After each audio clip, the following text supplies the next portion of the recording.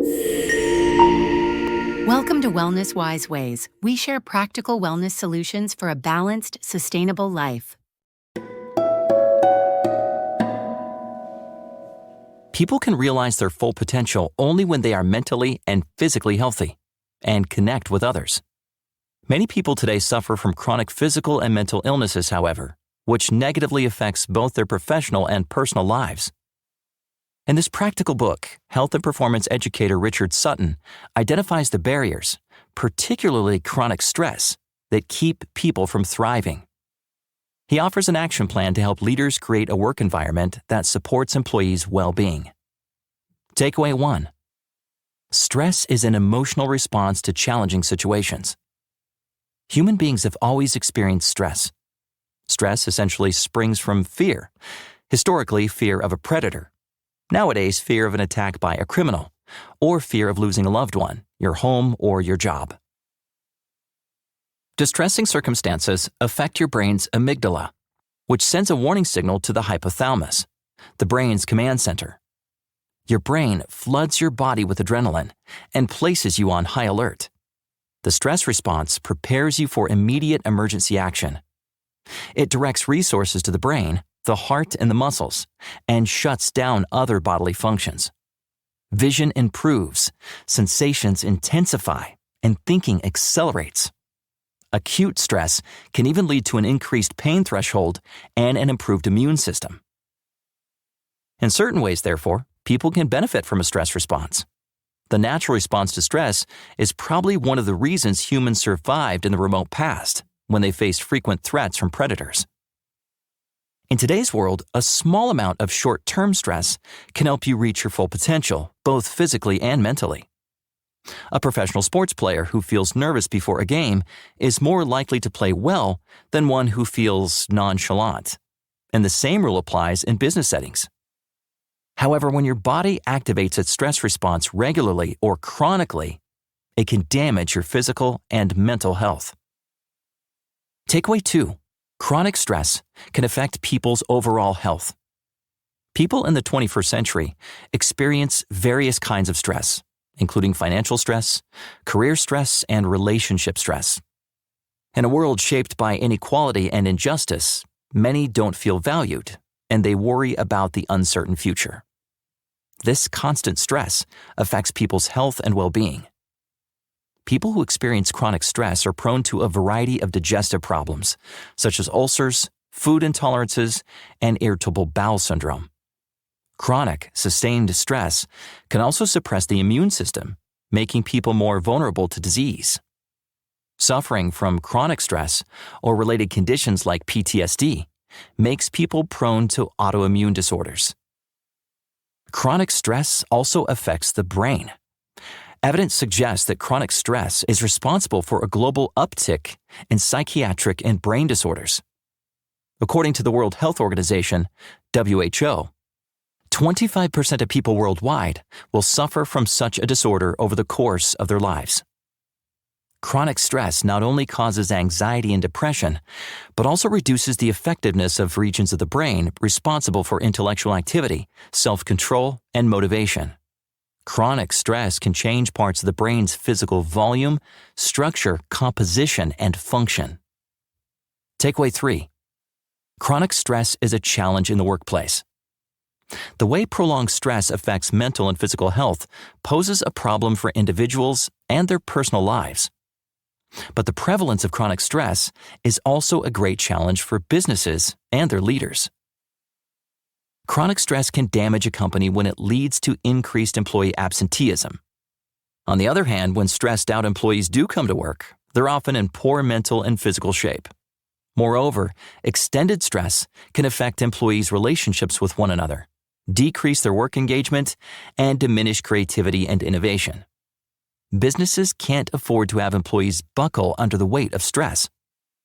Therefore, leaders need to create work environments that help prevent stress from crushing employees. Takeaway 4. Productivity is the key to growth in the future, but businesses are falling behind. The world today is undergoing huge shifts on every level, New ways of working, socializing, doing business, learning, and interacting are emerging and evolving at a breakneck pace. At the same time, constrained economic growth, diminished personal financial resources, and rising poverty generate stress, which can compromise people's physical and mental health, and even shorten lifespans. Productivity is the key to long-term global economic growth, but worker productivity has been declining for decades. Economists are puzzled that technological advances and innovation have failed to increase productivity. Many people today find it difficult to function without high-speed internet, their smartphone, and social media platforms. They believe that immediate global connectedness increases efficiency and thereby productivity. But it doesn't. One reason technology can, in fact, hinder productivity is that constant interruptions keep people from focusing on the main task they are performing. You can't suddenly shift gears and then return smoothly to the task you were doing. Thus, interruptions dramatically increase the likelihood of making errors while working. People also waste a lot of time checking social media, and their productivity drops accordingly. Since productivity is lagging, companies that want to grow tend to put more pressure on individual employees. They create high-performance environments within their companies. Such an approach might work in the short term, but high-performance environments induce stress, which ultimately harms employees' mental and physical health. When the author interviewed employees at one bank that prided itself on its high-pressure work environment, he found that more than 6% planned to resign. Over 70% felt burned out, and 44% were suffering a mental health crisis. In the end, companies that want to increase their productivity and grow will have to do so through innovation, not by creating stress. Takeaway 5. Market instability, high demands, and job insecurities have negative health implications for employees. Work's future is uncertain. Jobs are unstable and insecure. And that means people are likely to work more and for less compensation. Under these circumstances, people's mental and physical health is at risk. They will be more prone to addiction and other self-destructive behaviors. According to a recent study, within the next few years, robots will perform close to half of all professional work. As a consequence, a significant portion of the world's workers will need upskilling. Many organizations are hesitant to spend their money on employee training, but if they don't, they risk losing their competitiveness, which threatens their survival. One law firm dealt with the swift socioeconomic changes underway by becoming people-centric, prioritizing diversity, inclusiveness, and skill development, and making employee mental and physical health their core values. When the COVID-19 pandemic swept the country, the organization continued to invest in its people, and business continued to improve despite the crisis. Another firm of equal size and standing focused on cost-cutting and restructuring. When it put more work in the hands of fewer people, it saw a sharp decline in revenue when the world entered lockdown. Takeaway 6. The Fourth Industrial Revolution and the COVID-19 pandemic changed people's relationship to work. The COVID-19 pandemic and the Fourth Industrial Revolution have incentivized businesses to look for alternatives to full-time staff to fulfill operational needs. According to one study, in 2018 alone, digital work platforms involved around $126 billion around the world. The gig economy as a whole that year was worth $4.5 trillion worldwide. For workers, the gig economy provides a way of earning money that allows considerable personal flexibility. But the gig economy has downsides as well. Some people find it financially stressful and socially isolating. Moreover, it does not provide workers any economic protections or employer-sponsored opportunities for skill development. Nowadays, many top universities, including Harvard, make online courses available for free. So upgrading your education doesn't have to be expensive. But not everyone will feel driven to upskill of their own volition, and those facing chronic stress may lack the physical and emotional wherewithal to do so. Takeaway 7. Chronic stress is epidemic today. The WHO called stress the health epidemic of the 21st century, and that was before the pandemic. A study by the American Psychological Association determined that 77% of people suffering from chronic stress develop associated physical symptoms, and 73% develop associated mental problems.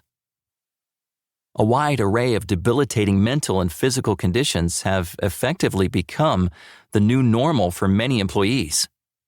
Given their extended work hours and demands they face, burnout is common. The WHO now classifies burnout as an illness that consists of weariness, reduced productivity, and a mental detachment from and negative attitude toward work. Companies can address the effects of stress in 4 broad ways. First, the organization can acquire the knowledge necessary to address and help employees manage stress. Second, it can help reduce the effects of additional stressors. Third, leaders can encourage people to exhibit personal agency and responsibility over their lives. Finally, the company can cultivate a trusting relationship with its employees. Takeaway 8. Leaders can bring about change and cultivate healthy employees. 21st century leaders have more responsibilities than leaders of previous generations. While managers can maintain their existing systems and practices, leaders are the agents of change and transformation. People want business leaders to address inequality and discrimination, for instance, and to promote diversity in the workplace.